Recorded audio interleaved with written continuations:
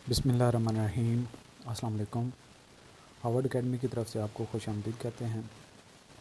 आप हमारा complete course जो कि हम सेल्स टैक्स के मुतालिक और ये जिस जॉब के लिए अफिलेटेड है, यानी कि जो कंटेंट्स इसके रिकमेंडेड हैं किसी भी जॉब के लिए, तो आप हमें ज्वाइन कर सकते हैं www.harvardacademy.com से।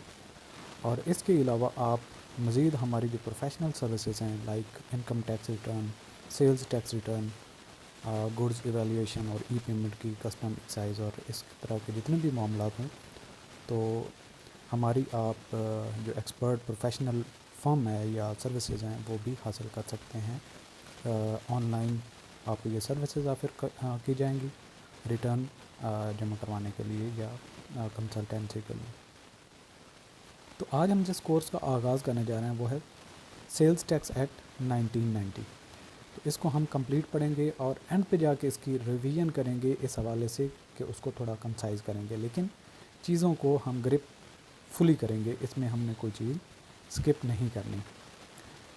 तो सेल्स टैक्स एक्ट, और इसका आपको पता होना चाहिए ये 1951 का एक्ट नंबर 3 था, यानी कि 1951 में ये तीसरा एक्ट था जो पार्लियामेंट ने पास किया था, और जो अब इसकी अमेंडेड है ये 1990 में 7th एक्ट था पार्लियामेंट का। इसका मकसद क्या है?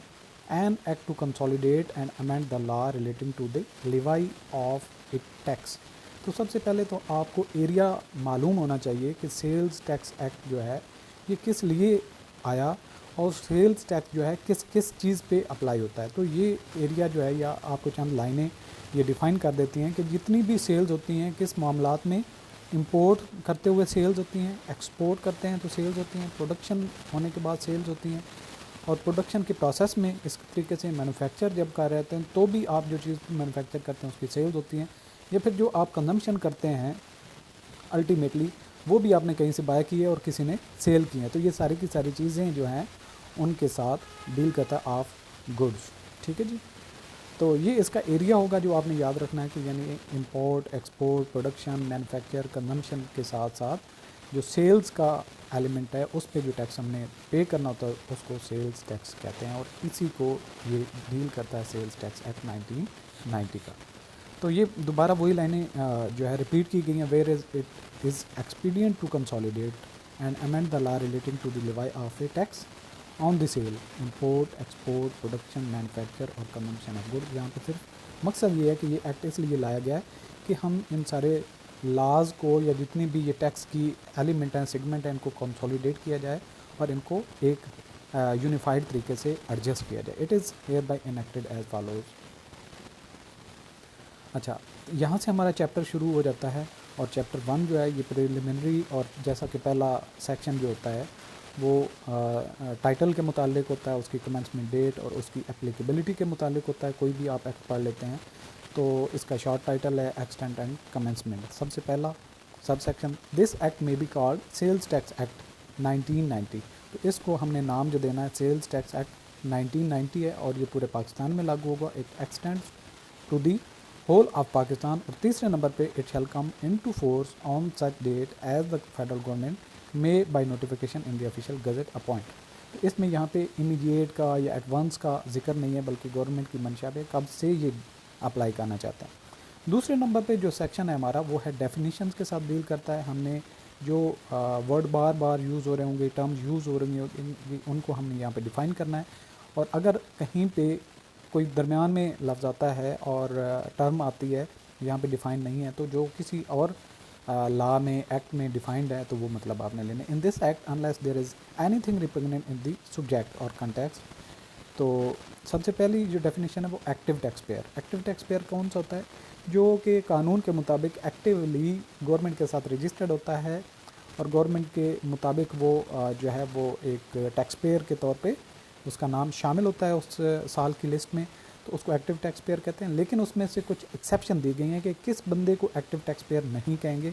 वो 4 फर्दर कैटेगरीज हैं, वो भी पढ़ते हैं, लेकिन यहाँ पे देख लेते हैं। Active tax pair means a registered person who does not fall in any of the following categories. और ये 4 कैटेगरी हैं, अगर इनमें से कोई भी किसी बंदे पे अप्लाई होगी तो वो एक्टिव टैक्स पेयर नहीं होगा। सबसे पहली condition, who is black listed और whose registration is suspended, यानी कि जो ब्लैक लिस्टेड है और जिसकी रजिस्ट्रेशन सस्पेंडेड है अंडर टर्म्स ऑफ सेक्शन 21।